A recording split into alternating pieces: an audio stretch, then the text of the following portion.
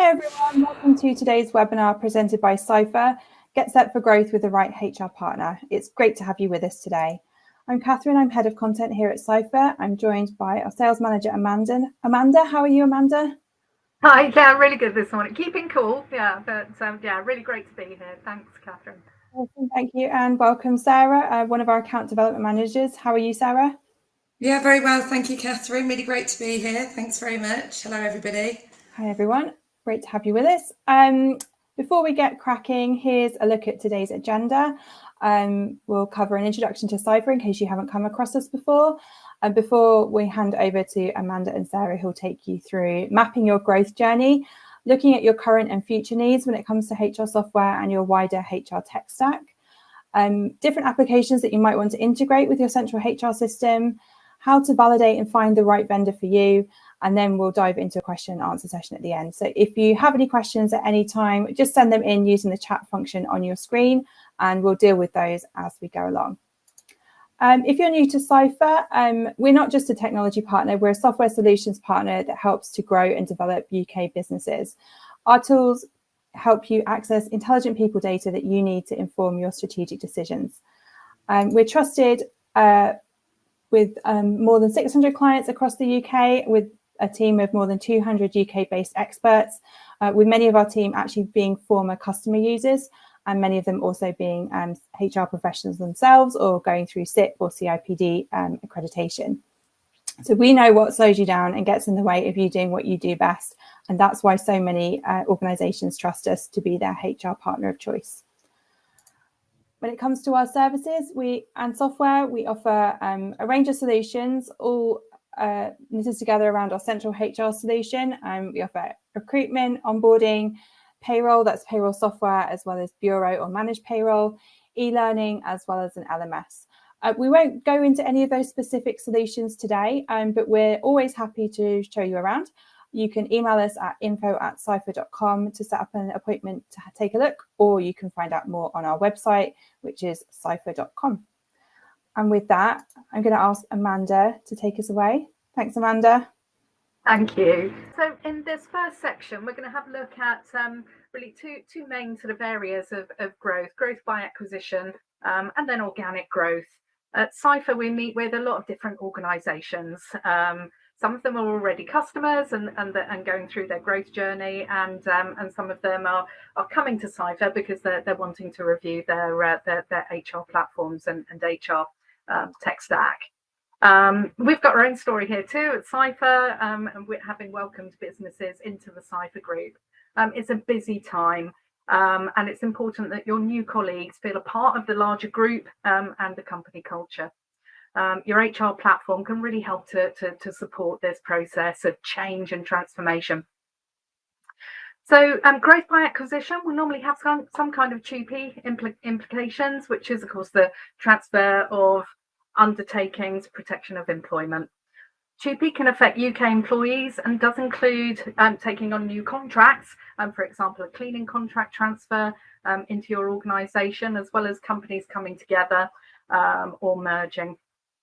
Communications are vital for this process, and you must inform all of your employees of the changes to things like job location, salaries, working hours, payday, holidays, and so on. So your HR platforms are going to hold the vast majority of this sort of people data, making the sending and tracking of notifications a smoother and less time-consuming effort. Find that you need to maintain several holiday and sick pay schemes, for example, and any complexities in terms of things like service breaks. The record keeping is going to get really complicated for a while. Those T's and C's could include pay, overtime rates, contractual bonuses, commissions, sick leave and pay, allowances, insurance-based benefits, that whole kind of reward landscape. Workplace pensions are exempt from TUPE, but you must offer an equivalent scheme. This would include public sector schemes, even like local government pension scheme or LGPS. Academies and non-local authority maintained schools transferring out services will only have the option to continue LGBS though. So looking at harmonising all of those T's and C's can be a tricky area. There will be risk involved, and you might need to get formal legal advice to help you through that. The T's and C's are going to need detailed comparisons, and the cost impact of any changes has got to be considered. Job evaluation frameworks can be useful and also support your conversations with your employees, and consider implementing initiatives like V2MOM, which is a strategic planning and goal setting framework that stands for vision, value, method, obstacles and measures. Our very own HR team have successfully implemented this, and I believe that there was a recent webinar. You might be interested to have a look and see what they went through and the successes they achieved with that framework. But ultimately that's looking to focus every employee's effort towards a single direction in the group. Company policies might have a lot of crossover, making this job a little bit easier. Most organisations will already have a really good solid set in place, but tracking version control and ensuring every employee has read and accepted your company policies, internal policies and guides. Again, a really good HR platform is going to help you to achieve that, or access to something like SharePoint, of course. Maintaining company culture is absolutely vital, and the HR team are going to be pivotal in making sure that the culture is inclusive across all of the companies and brands within your newly formed or growing group of companies. People might start to worry that their job is at risk, and that their office might be closed, or they won't fit with the new company direction. There could be all sorts of worries there.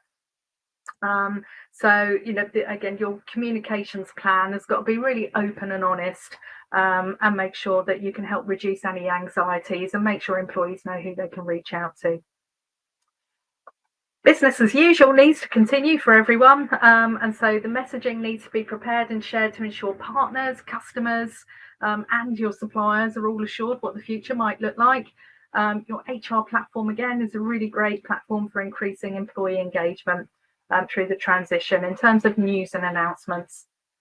So a timeline might include things like leak prevention, employee updates, customer updates, pre-release to selected media partners, press releases, social media teasers, and posts. So these are all important factors to consider. So the results of your investigations, of course, might find that there's a pool of workers whose roles are no longer required, or they're duplicated across the group, or perhaps a location is closing. A formal redundancy procedure might need to be followed, but of course, before starting any kind of redundancy process, you should consider all the options to reduce or even avoid redundancies altogether. I mean, that's a huge area, and we can only really skim on that today. But it should always be a factor to consider. Growth by acquisition should be a really exciting time. We're thrilled to have recently welcomed the team from Shape Payroll into the Ciphr family, and they're going to really enhance our customer experience. We're really excited about the future with them. So there's going to be a mixture of HR systems and processes and all the connected kind of people management solutions within your all of the organisations in your group. Of course, and we'll touch on this when we look at the HR tech stack a little bit later. But of course, it could be not just your HR and payroll, but benefits platforms, T&A systems, school management information systems, finance. So there's a lot to think about. It's expensive and inefficient to maintain multiple solutions. This might also impact the roles and responsibilities within the HR and payroll teams. It's not unusual for HR and payroll solutions to be lacking integration. And so a full review of all of your workflows and the data journeys will help to understand how tech can support you. I mean, it could be there's just like huge piles of spreadsheets with really sensitive data, and that's potentially going to give you GDPR concerns as well if they're not combined or held centrally or pulled into a single HR and payroll platform. So your digital transformation stages, it might actually be a combination of stages 1, 2, and 3 to start with. We've got some other webinars that you might find useful to look at things like signs you've outgrown your HR system can be a really useful one here. Stage 4 is hard to reach, but absolutely achievable with the right investment in your people and your systems. So that return on investment is what we're looking to help you achieve there in terms of recruitment, staff retention, and development. Okay. So the last bit in this section, and I'll be handing over to Sarah after this slide, of course, is the organic growth as well. And depending on the speed of your growth, it's going to bring a different set of challenges for the HR and payroll teams. HR, again, can have a really, really positive role in helping to drive growth and ensure the company's got the right structure and conditions to support new employees onboarding. Majority of our customers have got, they're kind of within the range of 200 to 1,000 employees. So even a 10 to 20% increase can have a really major impact on the processes. But is that growth temporary or is it permanent? Perhaps a large contract is landed for your business, or you're opening new sites or locations. So HR is going to be that support function for all the other departments in the organisation as it grows. The organisation itself might need a bit of OD, a little bit of development to change the structure of the departments and the roles to meet the demands of the changing workloads within the organisation. So attracting and retaining the right talent and people is critical for HR to achieve. Has become a focus in a competitive talent market. One of the most common challenges that HR face is succession planning. When a company grows, it's inevitable it's going to become difficult to manage the workload and keep up with the pace. So this can be incredibly challenging for HR departments as they're responsible for hiring employees and managing employee retention rates. HR teams can help to promote a healthy work-life balance as well for themselves. They're going to be super busy, but also their colleagues to ensure professional and personal growth as well. So flexible working and employee well-being are an important part of this. Even making sure, just as simple as making sure that people are taking breaks can really help to make a difference. Ensuring proper communication again, so that comms message is really going to be important. So comms between management and employees. So when it comes to the successful relationship between management and employees, proper communication is absolutely vital. That means that everyone's going to be on the same page and understands the company's direction, strategy, the goals, policies, and procedures. It also means that management communicates with employees regularly. Again, here at Ciphr, we have a regular Monday full company meeting with Sean Lewis, our CEO, so that everybody understands what changes are going on within the business and understanding how it's impacting your different colleagues and departments. So the management communications, those can be like touch points again with managers and employees. That should be really at least once a month or bi-weekly could be ideal. So as long as they're keeping those notes again, just checking in, managers checking in with their employees and tracking those notes, HR will be able to monitor this, monitor performance, and use really good talent management platforms to review those frameworks so that any issues in workload and productivity can be identified really early. So building a successful growing company is all about the right people in the right jobs, feeling valued, and able to express their creativity as they contribute to the growth. Okay, so I'm going to hand over to Sarah. So the next. Thanks, Amanda. So now we're going to talk about another key area, what you need now versus what you need as you grow. So as you grow, the demands for your HR and payroll software will naturally increase.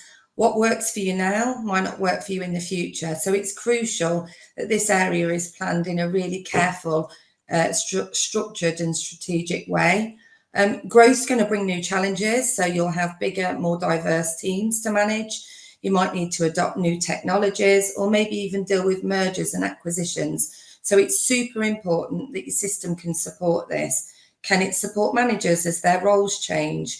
Can it support potential e-learning perhaps or performance reviews? By deciding what software is critical now, then you can plan for what you need in the future, which will make sure that your system grows with you rather than hold you back. And that's what we're going to look at in the next few slides. So requirements change as you grow. So as your organisation grows, your requirements will inevitably change. It's really, really important that when you're assessing the market, that you don't just focus on your current short-term here and now goals. You really need to think about your medium and long-term goals. Start by identifying the software functionality that's essential for you right now. So what's critical for you today, and then consider how your priorities might shift as a result of that growth. So the best way to do that is begin by evaluating your immediate needs. So in the short term, say the next 6 to 12 months, list the things that you require. So it might be that you require robust performance management tools or increased compliance and case management systems. You might have a pressing need for automated workflows to streamline processes and reduce administrative burdens. You might require things like integrated payroll or have a need for succession planning to help with workforce planning.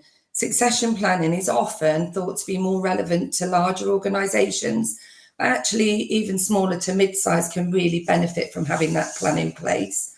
Whatever the current requirements are that you've got at the moment, they're the foundations that are going to act as the building blocks to support your immediate operational requirements. Then, thinking about the future, list the things that you might need in the next 2 to 4 years as your company grows or as you enter a phase of accelerated expansion. Think about, does your current supplier have the capacity to scale with you? Are your systems robust enough to manage the complexities of multi-entity structures? Can they provide you with the analytics that you need to help make data-driven decisions?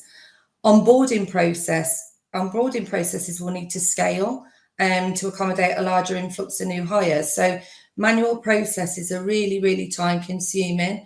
And often the time it takes to onboard new starters is underestimated. Integration, so APIs, making sure that systems talk to one another, that's another key consideration. And Amanda's going to talk to you a little bit about that a bit later on. Each stage of growth introduces new challenges. So by anticipating these challenges, you're going to be able to build a scalable solution that's going to support your HR infrastructure and your long-term success. Aligning your system requirements with your growth strategy is so important. It's not a technical decision, it's a strategic one. So planning for these changes now will help you make sure that you're not caught off guard later. So if we look at the next slide then, defining and refining your system requirements, it isn't a one-time activity. It's an ongoing process that evolves as your organisation evolves. So to start, it's important to gather requirements and input from all relevant stakeholders. So this includes HR leaders, IT leaders, department heads, even employees who might use the system daily. By involving these groups, not only does it help with your buy-in, but it also helps that the system meets all the relevant needs of everybody involved. Then you prioritise what's really important. Now, a useful way to do this, if you haven't heard of it, is the Moscow method. If you haven't heard of it, this method involves categorising each requirement into must have, should have, could have, or won't have, or will have in the future. By doing this, it can really help you focus on what's essential now, but also help you plan as your organisation evolves. So define your requirements to make sure they stay practical and align with your strategic goals. Share your requirements with vendors, understand what vendors are offering, and really use this as an opportunity to review your current processes and how you can potentially streamline them. Consider factors like integration with existing software, and look for user-friendly interfaces that will simplify tasks for your HR team. Gathering requirements for each process. So what I mean by gathering requirements for each process means that the requirements go way beyond just listing a list of features. It's really about gathering a deep understanding of the processes that drive each function within the HR department. So, for instance, consider how you manage recruitment and onboarding. It's not just about filling positions, it's about identifying specific workflows that allow you to attract, select, and onboard new employees effectively. This involves kind of thinking through every step from sourcing the talent to their onboarding experience so that it aligns with your company culture and business goals. So to approach this systematically, start by focusing on key HR functions. So for recruitment and onboarding, for example, what processes do you need to attract, evaluate, and integrate new talent effectively? Scalability is going to be crucial here. A recruitment system that works for a smaller organisation might struggle under the demands of a rapidly growing workforce. So you need to consider every aspect, from engaging job postings to managing offer letters, contracts of employment, background checks, pre-employment checks. For onboarding, think about how you handle inductions, potentially probation periods, and the overall initial experience of your new employees, as these are going to be your critical touch points that are going to shape the employee's journey with your organisation moving forward. When it comes to managing people and positions, you need to think about the structure of your organisation. As your company expands, will your HR team be able to support multiple reporting lines, for example? Can it handle complex hierarchies and facilitate cross-functional teams? How will it manage absence tracking and employee relations as your workforce grows? Can it handle employee work patterns, role changes, and offboarding processes? Each of these areas really requires a detailed understanding of your current needs, coupled with that strategic outlook of how they might evolve as your organisation evolves. So compensation and rewards, for example, including payroll and benefits, is another critical area. Is payroll in scope with your new HR system, or is it outsourced? Is it in-house? If it's in-house, how will it be integrated with your HR data? How are you going to manage benefits, compensation reviews, and payroll contingencies? Thinking about, from an employee's perspective, how accessible will payroll information be to them? Will they have a job and rewards page where they can access details about their employment? Will they be able to easily access pay slips, P60s, and other key documentation? Also think about how expense management can be handled within the system. Next slide, thinking about, sorry, technical problem. Thinking about reporting and analytics. Start by assessing your current reporting needs. Does your existing system meet these requirements, or are there gaps? Most HR systems come with standard reports, but do these actually address your specific needs? Consider whether you need the ability to create your own custom reports, for example, that can be really tailored to what you need. Can your system allow for ad hoc reporting that's going to enable you to generate on-the-fly insights as questions might evolve from board? Having that flexibility is going to be really important as you grow. Dashboards. So dashboards provide real-time insights into key HR metrics. Think about how customizable these dashboards are and can they be tailored? How are your reports scheduled, and how are they distributed within your organisation? Could you automate the delivery of regular reports to specific teams or leaders? Developing and retaining employees. So a robust learning management platform is key to employee development. Consider whether your system supports e-learning, blended learning, if it tracks training records effectively. Evaluate the platform's ability to deliver a variety of learning experiences from e-learning to in-person training. You should also be able to manage course bookings, compliance tracking, and content management. How well does the system manage users within the training environment? Consider the ease of managing different user groups, so assigning them courses and tracking their progress. And then think about managing talent and performance. Can it facilitate development planning or succession management? Can you monitor check-ins, appraisals and reviews? Assess how often they occur and what metrics are being measured. Does the system allow for flexibility in the frequency and design of these reviews? The flexibility that your HR system gives you is important. It should allow you to adapt the processes and tools as your organisational needs evolves, especially in the way that talent and performance is managed.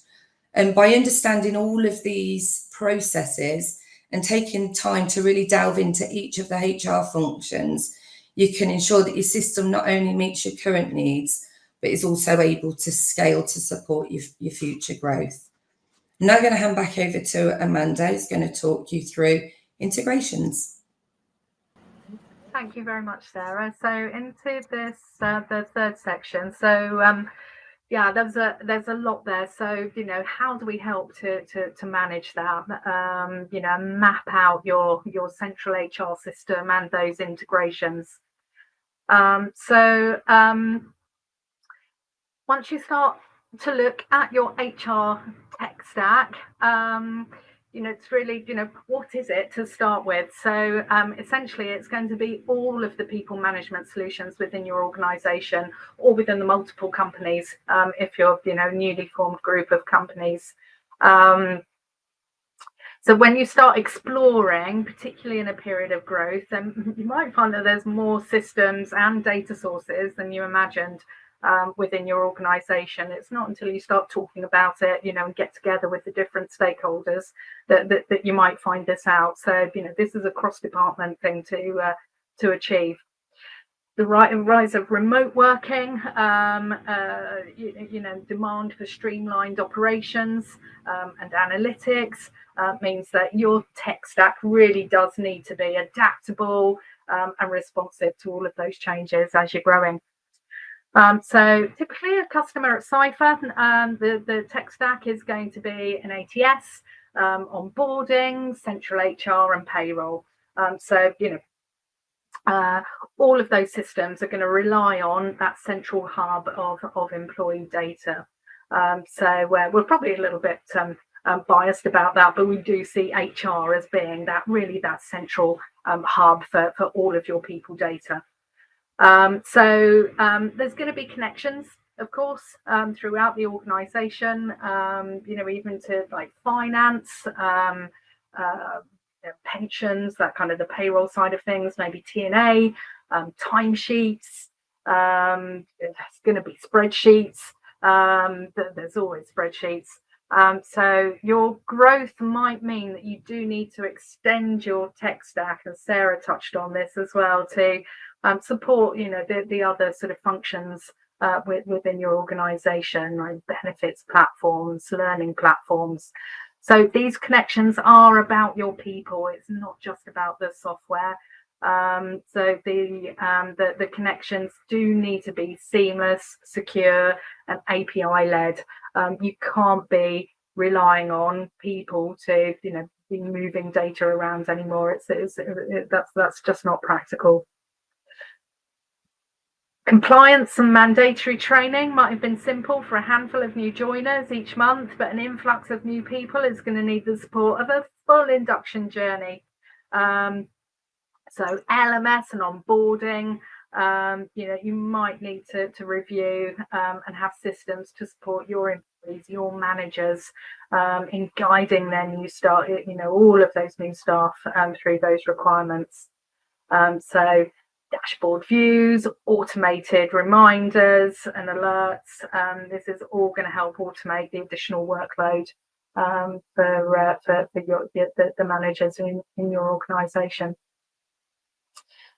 So the integrations themselves, some of the considerations here, the time to implement, don't underestimate how long things might take to pull together. Obviously the end goal is going to be fantastic, and you really will get the return on your investment, but don't underestimate how long sometimes these things will take to kind of all plug together. Consider your technical expertise in-house and any configuration support that you might need from suppliers of the different elements of your tech stack.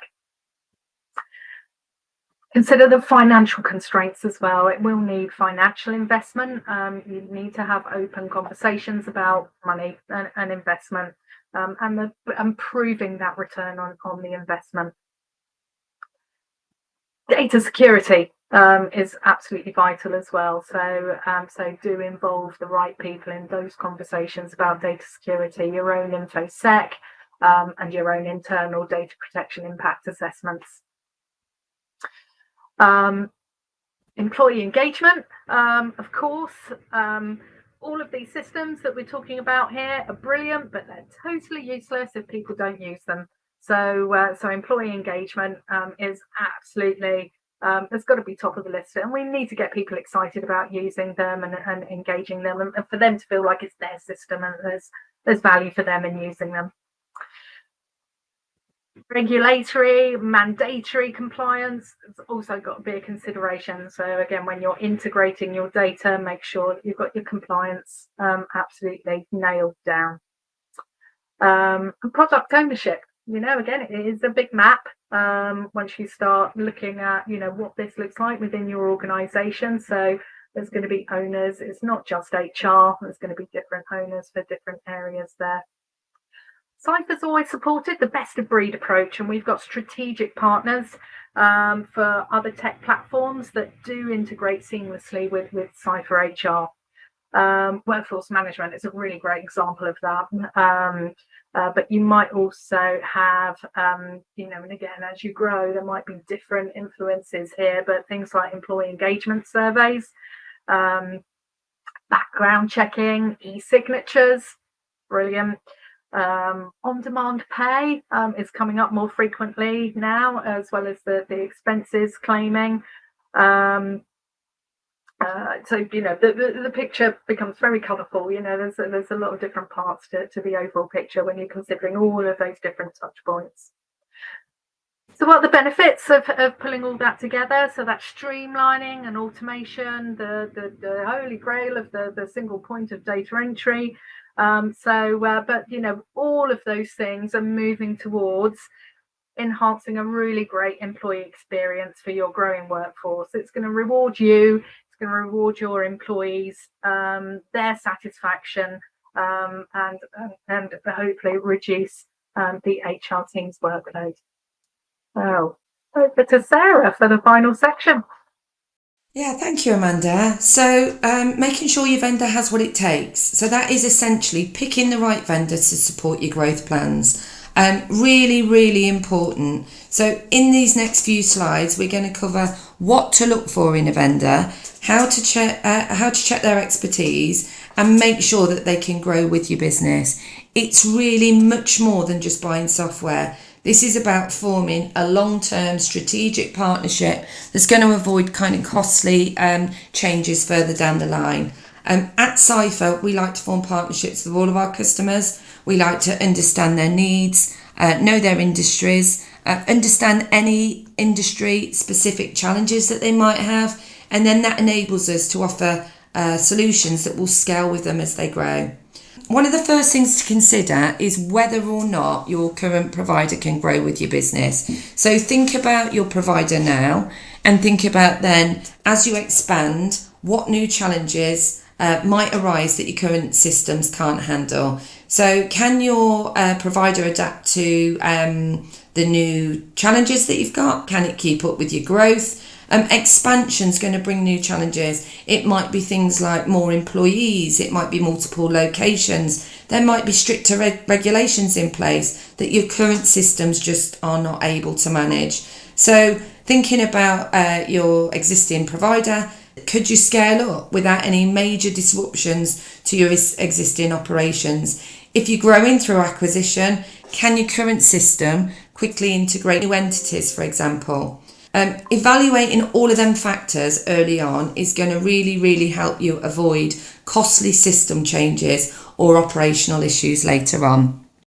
So when we look at potential vendors then, it's really important to thoroughly check their capabilities. So do this really early on. Start by identifying the reasons that you're considering a change in the first place.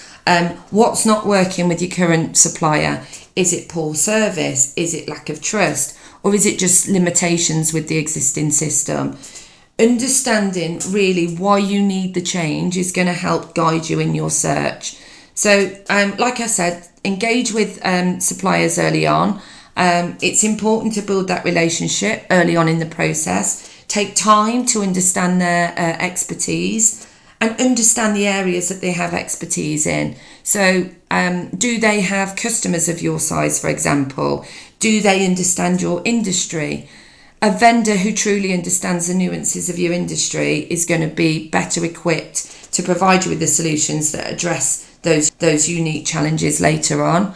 So, for example, if we thought about the education sector, you'd really need to engage in a vendor who understands educational landscapes and the complexities that surround education. In manufacturing, for example, you might have challenges around high turnover or complex shift patterns. So a vendor who really understands your nuances is going to be super important in terms of selecting a new partner for the future. Beyond kind of sector expertise, look for vendors who've got deep functional expertise in the areas that you've prioritised. So that might be in the areas of HR, it might be recruitment, it might be payroll, workforce management, or learning and development, for example.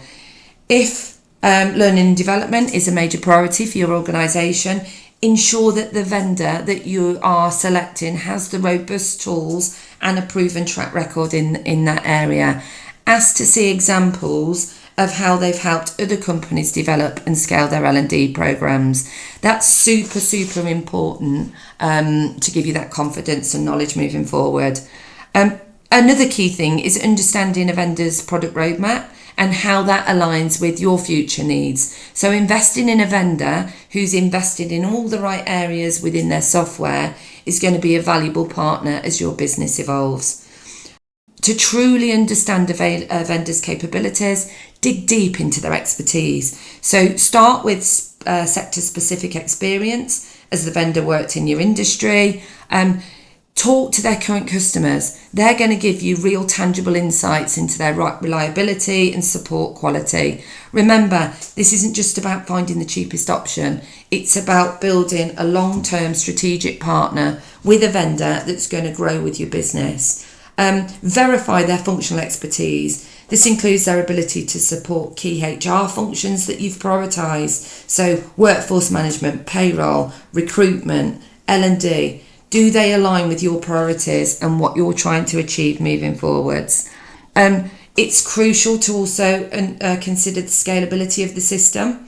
Can it scale and grow with you? Do they have experience of supporting organisations of your size?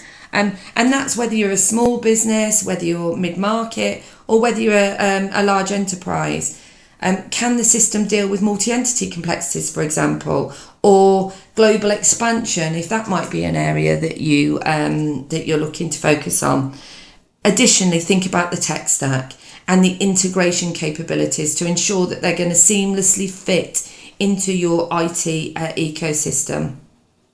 By evaluating all of them factors, you can really ensure that the vendor is not only capable of meeting your current needs, but they're also poised to support you in future growth.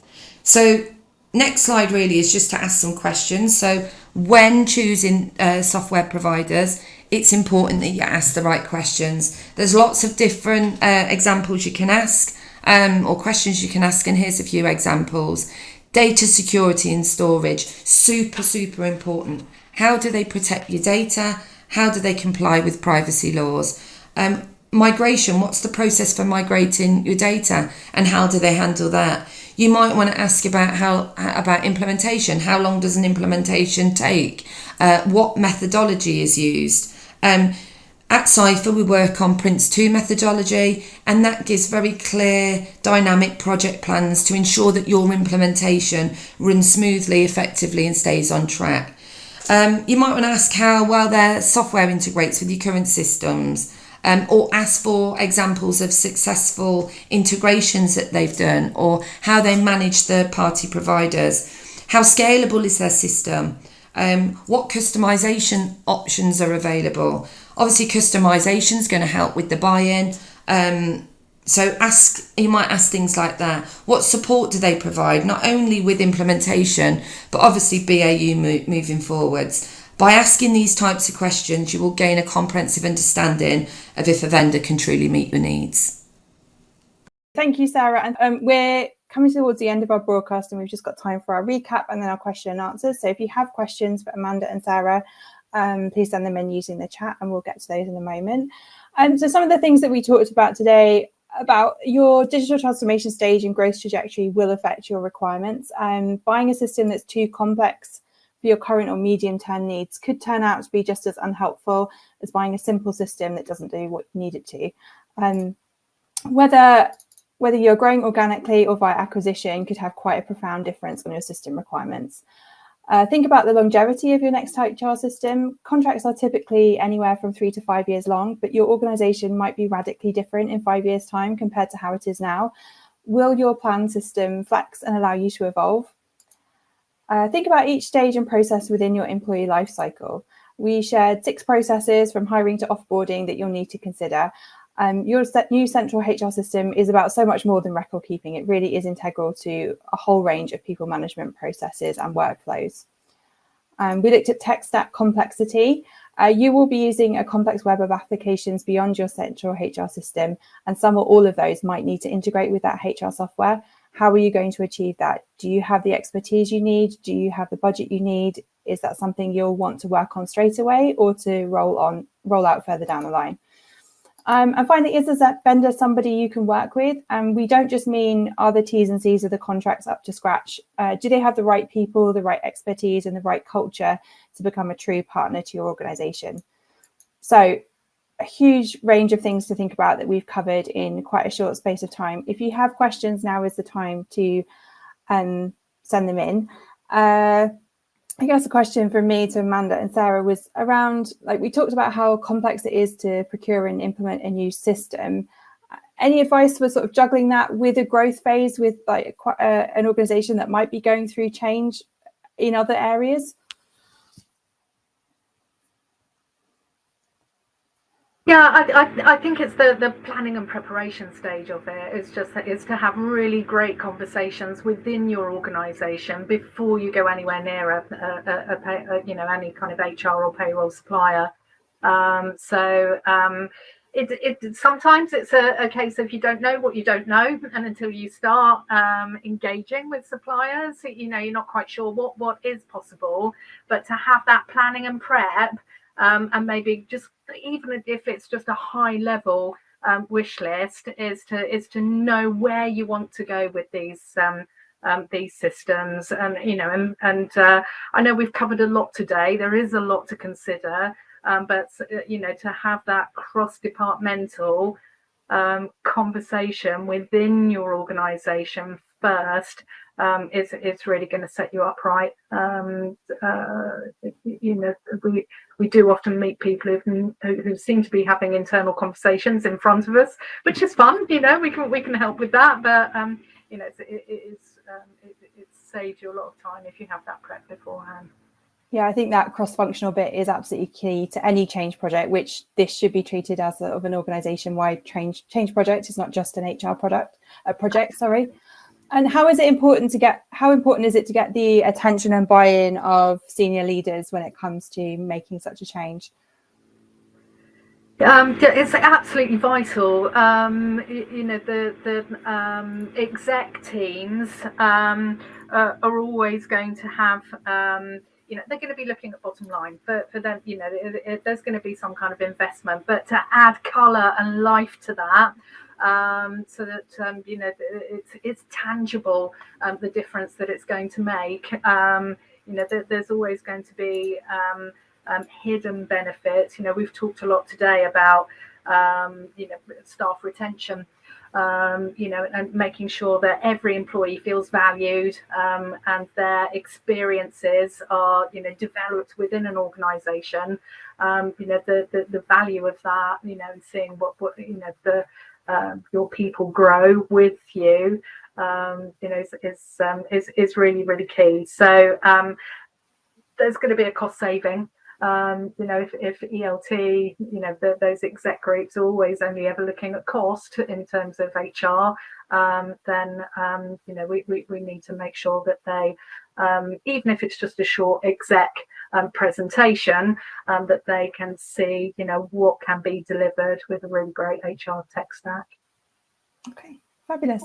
We haven't had any questions from the audience, so we'll just wrap this up. So thanks everyone for joining today. If you want more information, you can find us at ciphr.com. You can also opt in now using the button on your screen to request a demo of our systems. We'd be happy to help you. And when we finish this webinar, we just ask for some feedback about it. So if you could fill that form in for us, that'd be great. Thanks, Amanda. Thanks, Sarah, for sharing all of your expertise today. I really appreciate it. And lots of interesting insights there, I think, and a great primer for any organisation going through a growth phase and looking to make a change to their tech stack. So thank you again. And thank you very much. Thank you very much. Yeah, thank you. Thanks to everyone in the audience. We hope you have a great rest of your day, and that we'll see you at another Ciphr webinar again soon. Take care. Bye.